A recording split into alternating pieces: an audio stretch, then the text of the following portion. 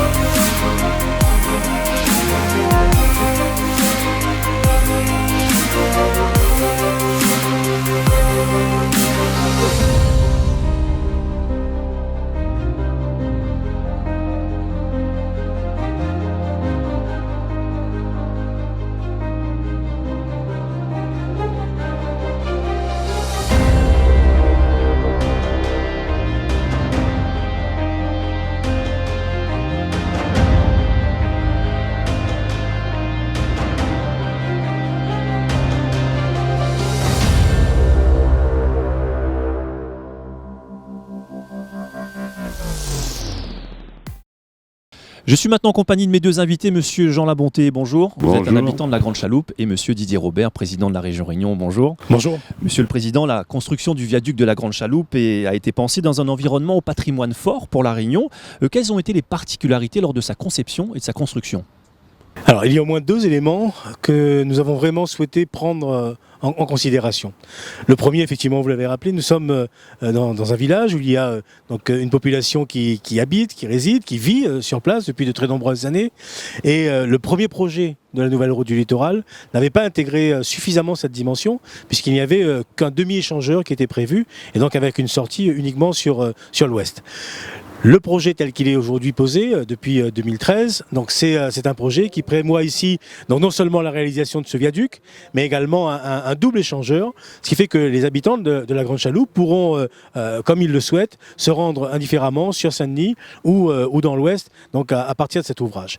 La deuxième chose que nous avons voulu, là aussi, sur laquelle nous avons voulu être vigilants, c'est toute la dimension du moindre impact environnemental, donc faire attention au bruit pour la population, donc c'est pour ça que nous sommes sur un choix de viaduc donc suffisamment surélevé pour que l'impact du bruit pour la population ne soit le plus faible possible et donc permettre aussi donc qu'il y ait pour la population à l'inverse donc une vue gardée sur la mer, parce que c'est ce qui fait incontestablement aussi une grande partie du charme de la Grande Chaloupe. Oui, Monsieur Labonté, vous avez toujours habité ici à la Grande Chaloupe ? Ben oui,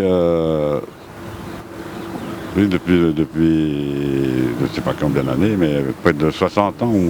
60 ans, ouais. Donc c'est vraiment intergénérationnel, vous avez quasiment toujours habité ici. Oui, voilà. Le petit village ici au frais, ce que j'avais vu dans un reportage justement sur au OTV. Début, auparavant, mes parents habitaient un petit peu le village à côté, la Ravine-à-Jacques. Et après, ils sont venus ici à la Grande Chaloupe. Et vous qui êtes ici au milieu de la route du littoral, oui. Vous êtes souvent sujet à ces basculements, à ces fermetures de route. Est-ce que c'est un soulagement justement cette nouvelle route du littoral ? Ça c'est sûr, ça nous soulage beaucoup parce que quand la route est fermée, on est coincé quoi. On ne peut plus aller ni dans n'importe quel sens quoi. Oui, évidemment. Il n'y a plus de train, donc auparavant on avait l'autorail quoi, et on pouvait circuler, mais là comme il n'y a plus de train, si la route est fermée, pas d'issue. Ouais. Monsieur le Président, en parallèle de la construction de la NRL, est-ce qu'on peut imaginer accentuer ce développement touristique ici à la Grande Chaloupe ?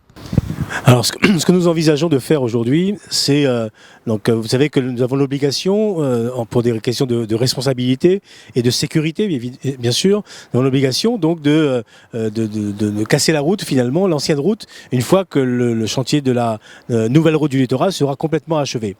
Et nous avons pris l'engagement également de descendre de les filets pour faire en sorte que nous puissions rendre la nature davantage comme elle l'était auparavant. Donc ça, ce sont des éléments qui sont là. Mais en même temps, ce que je voudrais pouvoir faire, c'est lancer aujourd'hui un grand appel à projet directement auprès des Réunionnais pour leur dire, écoutez, voilà ce qui est en train de se passer. Comment est-ce que vous envisagez demain le développement de ces quartiers? Et demander à la population de la Grande Chaloupe si on ne pourrait pas imaginer ici peut-être des bassins qui seraient organisés pour faire en sorte qu'il y ait un développement touristique qui se fasse ici.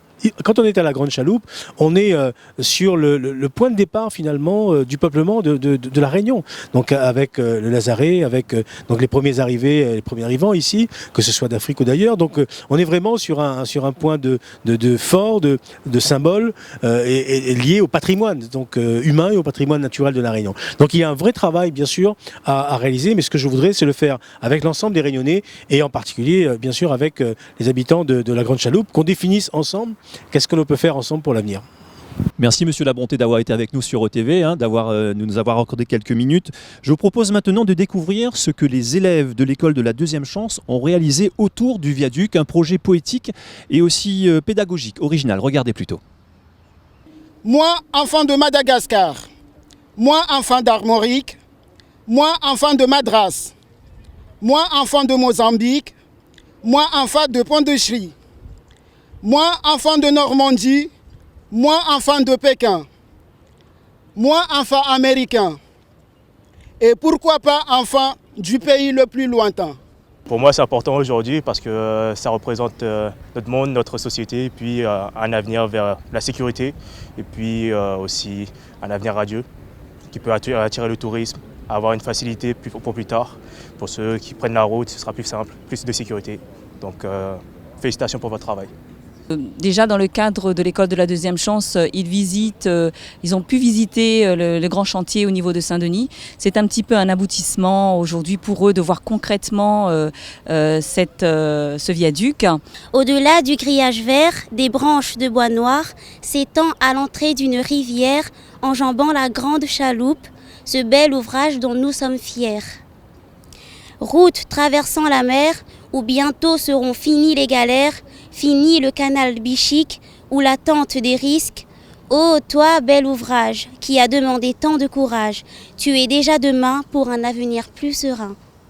Nos aïeux ont ouvert un sentier sous la montagne et nous ouvrons aujourd'hui une voie sur la mer. Regardez, ceux qui ouvrent cette voie viennent tous d'ailleurs.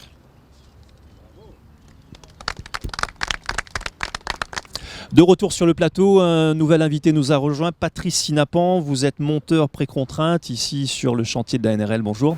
Bonjour. Et je reviens vers vous, Monsieur le Président. Nous avons pu le voir, ce n'est pas seulement les habitants de la Grande Chaloupe qui se sont appropriés ce viaduc. Il faut le rappeler que c'est le deuxième ouvrage à être inauguré, après celui de l'échangeur de la possession. Où en est-on dans le calendrier des travaux ? Ce que nous avons souhaité sur ce programme, c'est que nous soyons effectivement dans une démarche d'exemplarité. Et pour être dans une démarche d'exemplarité, il faut être également dans une démarche de transparence et d'information. Et donc nous avons souhaité que tout au long de l'évolution du chantier, qu'il puisse y avoir effectivement des inaugurations comme celle-ci, qui permettent aux Réunionnais finalement de s'approprier, je l'espère, un peu plus le programme de ce chantier au fur et à mesure. Il y a un an de cela, nous étions à la possession pour l'inauguration du giratoire de la possession. Aujourd'hui, nous sommes à la Grande Chaloupe pour la livraison de ce viaduc de la Grande Chaloupe. Et donc les étapes se succèdent les unes après les autres. Et donc les Réunionnais se rendent compte maintenant à quel point le viaduc, donc le grand viaduc, celui qui est ici entre la Grande Chaloupe et Saint-Denis, avance à grand rythme. Les piles sont posées les unes après les autres. Le tablier avance également à mon tiers. Nous sommes à un tiers aujourd'hui de l'avancée de ce programme. Et avec comme ambition, comme objectif, de pouvoir être sur une livraison de cette partie d'ici 2019. 2019. Donc vous voyez le calendrier qui est un calendrier soutenu, malgré les complications, malgré les aléas, mais c'est normal sur un chantier de cette importance. Donc nous avançons à bon rythme, les entreprises travaillent avec beaucoup de sérieux et tous les ouvriers qui sont aujourd'hui engagés sur le chantier de la nouvelle route du littoral sont exemplaires, eux également, dans le professionnalisme qu'ils mettent et dans l'engagement qui est le leur pour faire en sorte que ce chantier avance dans de bonnes conditions. Ah ben justement, Patrice Sinapan va nous en parler puisque avant d'être monteur pré-contrainte, il s'en est passé des choses, notamment sur le viaduc du Bernica entre autres. Voilà, moi je suis depuis en 2006, j'ai travaillé sur le viaduc du Bernica en tant que monteur pré-contrainte. J'ai fait une formation au CMA de Saint-André pour participer à cet ouvrage. Et depuis ce temps, après j'étais au chômage et j'ai refait une formation en tant que routier professionnel en métropole en 2010. Je suis allé 3 mois là-bas et en revenant ici, j'ai travaillé un peu en bâtiment. Et après, comme j'ai entendu parler qu'il y a la nouvelle route littorale, donc j'ai refait une autre formation au CMA même en tant que coffreur brancheur et monteur pré-contrainte chez la nouvelle route littorale.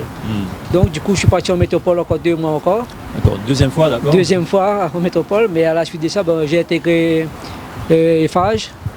Et ici, en tant que monteur pré-contrainte, j'étais aussi grutier aussi. Jusqu'à la fin, quoi. Mais là, maintenant, on a été recruté sur le viaduc de l'autre côté. Maintenant, je suis chef d'équipe en monteur pré-contrainte. Et l'aventure continue maintenant. Ah, c'est un beau parcours. On sait, Monsieur le Président, que le BTP est un secteur moteur à La Réunion. Est-ce qu'on peut définir l'impact en termes d'emploi et aussi sur l'économie de La Réunion en général ? Plutôt que de parler effectivement d'emploi, je voudrais qu'on en retienne un chiffre. Pendant qu'au niveau national, en métropole, aujourd'hui, notre pays connaît un taux de croissance d'1%, à peine par an. Ici à La Réunion, depuis 2015, donc en partie grâce à l'impact de la nouvelle route du littoral, donc nous sommes sur un taux de croissance de 3 points, 3%. Ça veut dire que nous sommes dans un rythme de développement aujourd'hui avec ce chantier, mais également avec l'ensemble des autres chantiers que nous développons avec les intercommunalités, avec les communes. Nous sommes sur un rythme de développement qui est un rythme soutenu et donc avec des conséquences immédiates pour l'activité économique, pour les entreprises, mais également bien sûr pour l'emploi. Et donc il y a des emplois directs qui sont donc générés à partir de ce chantier, mais il y a également toute une série d'autres emplois indirects donc, qui permet aujourd'hui à ce chantier de dire que nous sommes dans une démarche de retour à la confiance finalement des entrepreneurs, retour à la confiance de la population par rapport au rythme de développement. Et quels sont les projets qui, comme la NRL, pourraient justement être un levier du développement économique ? Nous travaillons beaucoup actuellement sur tout ce qui concerne le transport en commun, et donc sur notamment le réseau régional de transport guidé, avec une première phase, un premier objectif, qui est celui de pouvoir, d'ici 2019-2020, poser la première pierre donc, du monorail de Saint-Denis, entre Sainte-Marie et Saint-Denis. D'abord pour permettre aux Réunionnais d'utiliser davantage donc, un moyen de transport en commun facile, utile et moderne, et en même temps avec, là aussi, donc, des conséquences évidentes pour le secteur du BTP à La Réunion. Donc voilà, le programme de transport en commun, c'est très certainement celui qui va nous amener pendant les 5, 10, 15 prochaines années donc à continuer à avoir un rythme soutenu pour l'emploi et pour l'infrastructure et donc l'investissement. Merci beaucoup Monsieur le Président, merci Monsieur Sinapan.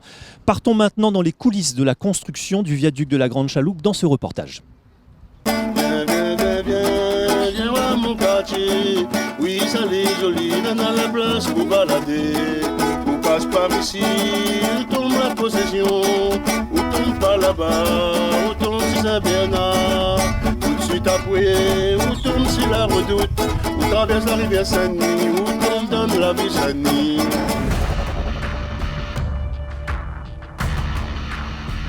La Grande Chaloupe, située à mi-chemin entre les terres du Nord et les terres de l'Ouest. En quelque sorte, la Grande Chaloupe est la terre du milieu. Depuis l'aube de la Réunion, cet endroit est chargé d'histoire. Le Lazaret, ancien lieu de mise en quarantaine sanitaire pour les nouveaux arrivants esclaves.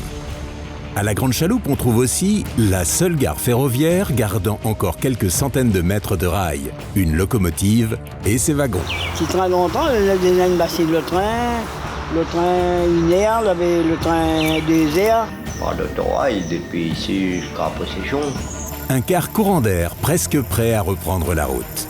et un village qui ne semble pas avoir prise avec le temps qui passe. Ah bah oui, c'est un paradis, c'est un goût de vivre quoi. Pourtant, pour la 3e fois de son histoire, la Grande Chaloupe est en première ligne d'un aménagement tourné vers le futur. On fait tout possible pour gagner la route. Les gens d'ici, il y a beaucoup de jeunes qui ont du travail à cause de cette route. L'entrée du village se trouve à l'endroit même où se rejoignent les principaux ouvrages de la nouvelle route du littoral. C'est là que le chantier du siècle prend sa dimension stratégique qui pourrait l'emporter sur l'avenir de la terre du milieu.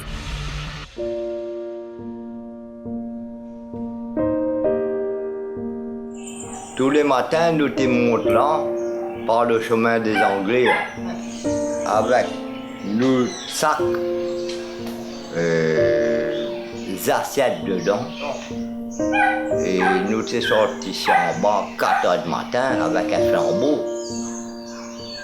Parce que, bon, on n'avait pas une lumière. Carré là-haut, 8 h juste pour l'école. C'est à la Grande Chaloupe qu'on trouve encore les vestiges de la première voie qui permettait de rejoindre le nord et l'ouest de la Réunion, le chemin des Anglais. Cette première route du littoral, pavée au cours du XVIIIe siècle, passe au-dessus de la falaise et reste encore à ce jour en très bon état pour votre randonnée du dimanche. Ce sentier de pierre offre une vue remarquable sur la ravine, le village de la Grande Chaloupe et également sur le chantier. La route en Cornier, c'était commencé depuis l'année en 57. Ça commence à faire des premières routes depuis l'année en 57. Après, on fait deuxième, on va voir en bas, c'est côté mer. Alors là, à troisième, j'ai commencé. En 1963, on inaugure la route en corniche, qui longe au plus près la falaise sur 2 voies seulement. Mon maman marchait à toutes les morts là. Un galet à tombe dessus, un galet 19 tonnes. Mon maman, mon premier soeur, toutes les morts. Normalement, à moi et puis mon madame, tu dois aller avec les autres, c'était Birafa d'enfant, c'était pour Pâques, en 1976.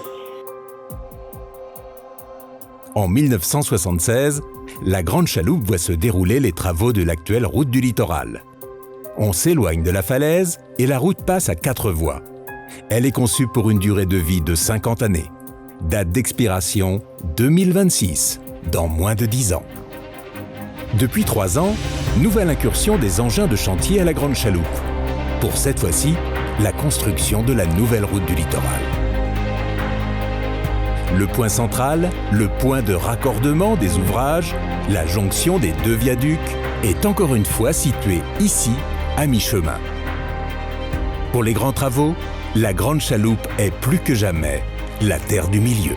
Je dirais le projet sur la Grande Chaloupe a évolué notamment entre les premières esquisses de conception jusqu'à ce qui a été retenu en définitive, puisqu'au départ il était prévu de faire seulement un demi-échangeur à la Grande Chaloupe. Et suite aux enquêtes publiques qui ont eu lieu, et une demande de la population de réaliser un échangeur complet et également de ne pas mettre une digue sur la Grande Chaloupe, mais plutôt de passer sur un viaduc pour libérer justement le lien avec la mer, le lien visuel au moins avec la mer, et ne pas avoir cette infrastructure routière qui est infranchissable pour pouvoir aller sur le front de mer. Un viaduc de 240 mètres de long. C'est ce pont-viaduc qui fait la jonction entre le grand viaduc et la future digue qui rejoindra la possession. Son architecture est différente du grand viaduc. Il suffit de passer à la Grande Chaloupe pour remarquer les différences entre les 2 ouvrages. Mais un chantier de cette taille a quelque peu changé les habitudes des habitants de ce petit village. Plus c'est qu'elle emporte la route littorale, que les jeunes à la Grande Chaloupe aient du boulot. Ça, c'est déjà bien. Les entreprises qui ont essayé d'associer la population, soit à travers des emplois de gardiennage ou autres, enfin de les faire participer aussi à la vie du chantier. L'arrivée des entreprises avec leurs engins, les aménagements des accès, il a fallu s'organiser et trouver des solutions pour rendre ces années de chantier compatibles avec le quotidien des riverains. Ce qui fait beaucoup de bruit sur un chantier comme celui-ci, c'est notamment les engins qui circulent et les bips de recul. Donc, quand un engin de chantier recule, ça fait un bruit de bip-bip. Et il y a des nouvelles possibilités, ce qu'on appelle des cris du lynx, qui permettent d'alerter les gens qui sont quand même à proximité, mais avec un niveau sonore beaucoup moins dérangeant pour les riverains. Donc il y a eu une recherche comme ça d'essayer d'atténuer un peu les nuisances que subissaient les habitants de la Grande Chaloupe. Au premier début, il était dur. Mais maintenant, la plupart, c'est plutôt devant la route là-bas. Mais nous-mêmes, ici, on est déjà là, en temps là, et c'est à peine. Mais rien quand il y avait le travaux chez le terrain de football, c'est là il y avait beaucoup de bruit. Mais maintenant, pendant 2 ans, c'est fini, maintenant on est tranquille. On y attend la suite, quoi. Le contraste est saisissant. D'un côté, le chantier monumental, utilisant technologie de construction de pointe et titans de métal. Et de l'autre, un village paisible, traditionnel, fondu dans une nature généreuse. Un petit coin de tranquillité et de savoir-vivre 100% réunionnais. Ah bah oui, c'est un paradis, c'est un goût de vivre, quoi. C'est la tranquillité, c'est le paysage, le son des oiseaux.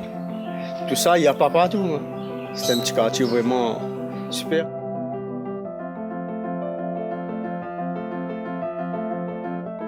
C'est aussi l'occasion de réaménager le site un peu dans son ensemble, puisqu'il y a différents projets qui sont portés soit par la commune, le département avec le Ditrin et le Conservatoire du Littoral.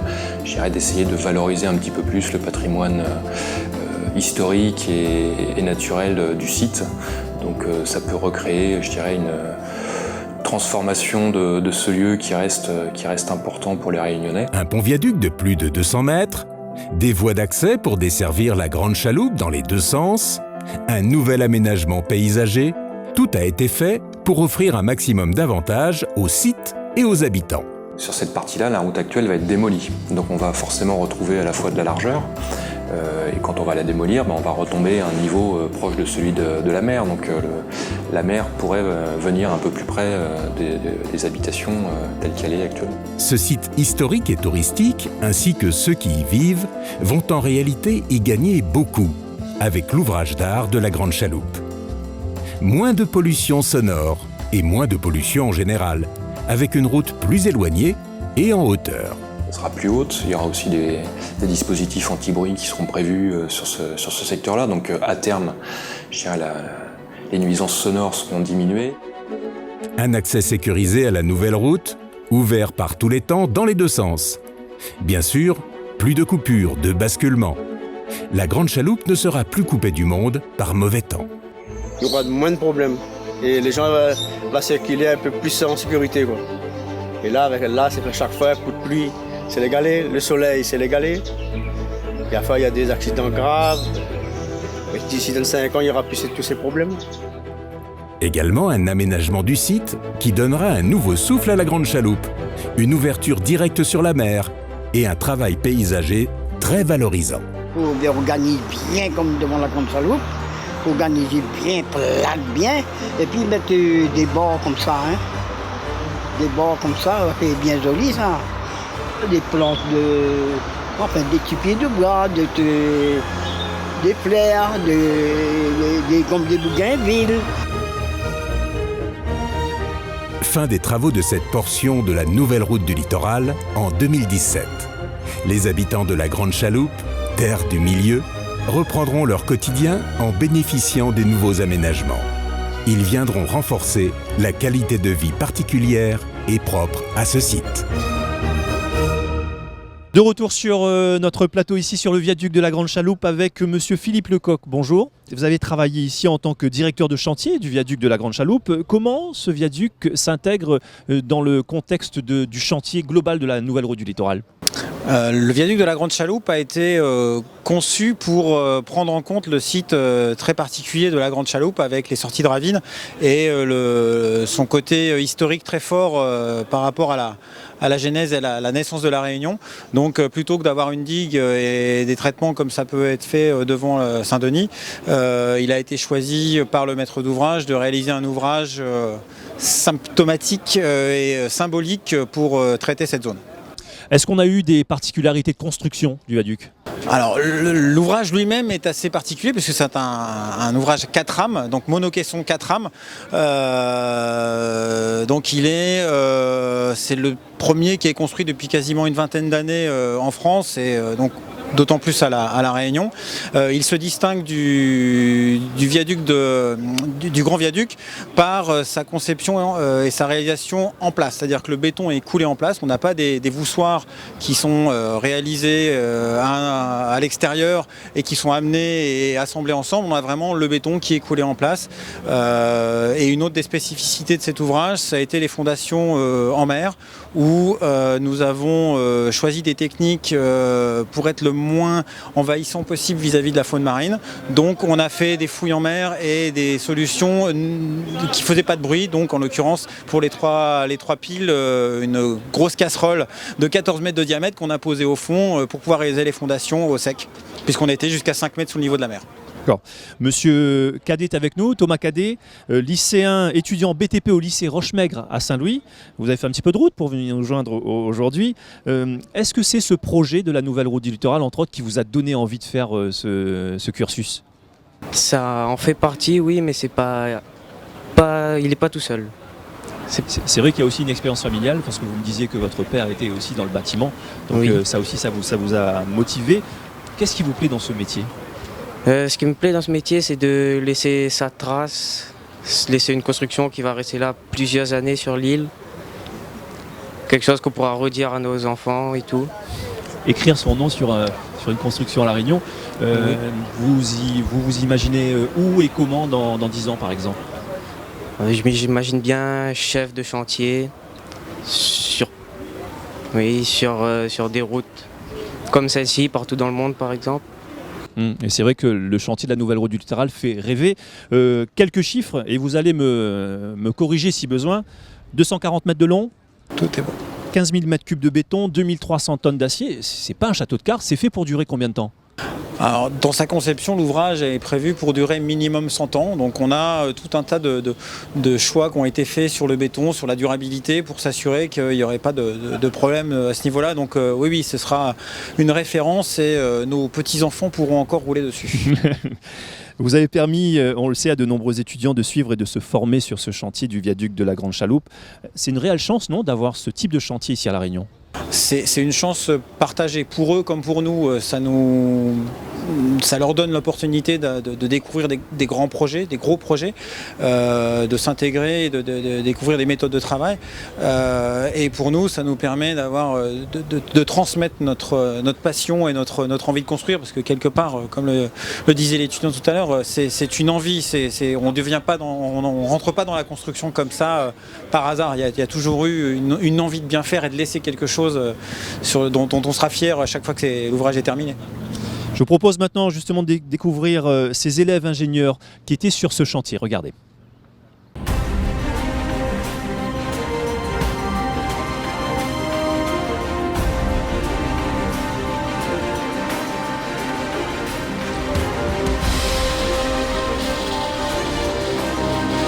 L'équipage mobile, en fait, ça sert à déplacer tout ce qui n'est pas déplaçable à main nue, en fait.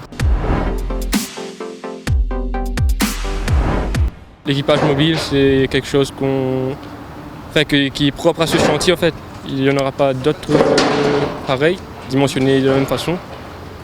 Et on emmènera quelques photos pour mettre dans le compte rendu et détailler les choses. Donc, on peut voir encore les deux poutres, elles sont en position là. Ah, il faut qu'il arrive à sortir.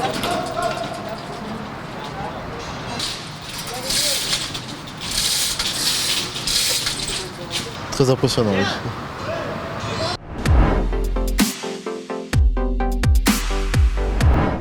Nous, étudiants de deuxième année, on doit tutorer les premières années.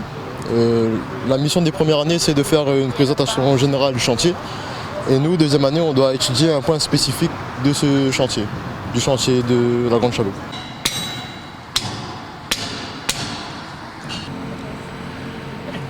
Il faut savoir que c'est un des plus grands chantiers de La Réunion, donc c'est déjà assez exceptionnel de se retrouver ici. Et puis, voilà, comme je me suis lancé dans cette filière, c'est pas pour rien, donc c'est que ça m'intéresse. Ils injectent du silicone à l'intérieur, ça fait monter le tablier de 1 cm. Et après le tablier, l'ouvrage, il travaille sur ses appuis définitifs.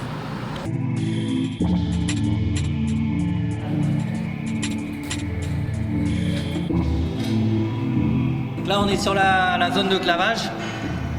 On a fait toute cette partie en bois, donc il y avait 3 panneaux, on peut voir les traces. On peut voir que le béton il a un aspect un peu différent, plus brillant. Le coffrage bois et le coffrage métallique, ça donne pas le même effet. Personne d'autre viendra voir ça quand ce sera fini.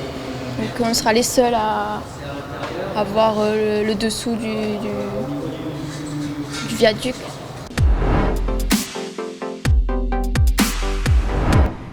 C'est un ouvrage exceptionnel, c'est le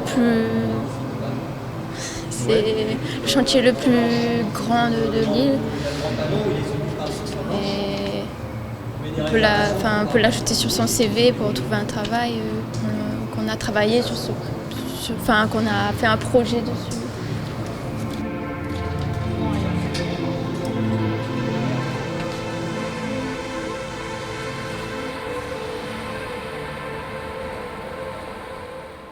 On parlait tout à l'heure, Monsieur Lecoq, de formation. Après ce reportage, vous me disiez que des partenariats ont été montés dans le cadre de ces stagiaires en formation chez vous. Des partenariats qui ont abouti j'imagine encore à une passion, puisque ces jeunes, quand ils ont travaillé sur ce chantier, ils ont envie d'y rester. Oui, alors on a eu des élèves en formation sur toute une année, dans le cadre d'un 3e année de BTS. On a eu de nombreux stagiaires de l'IUT de Saint-Pierre et un partenariat, effectivement, comme vous l'évoquiez, où on a eu des visites régulières des élèves de 1re et 2e année d'IUT qui ont pu suivre tout au long de ces 3 années l'évolution du chantier et voir vraiment toute sa mise en place et toute sa complexité. Bon, pour terminer, le chantier du viaduc est terminé, c'est bon. Le viaduc est terminé, il est livré. Maintenant, il est dans les mains de la région. J'ai la satisfaction du devoir accompli. Merci beaucoup d'avoir été avec nous. Merci Thomas Cadet et puis bonne continuation dans les études. Et quant à nous, rendez-vous bien évidemment très bientôt sur OTV, que vous pouvez suivre sur les réseaux sociaux OTV Regardez la Réunion et sur notre chaîne YouTube. Nous allons nous quitter sur ces images de Moreng réalisées en drone par notre collègue Jérôme Boyer. À très vite.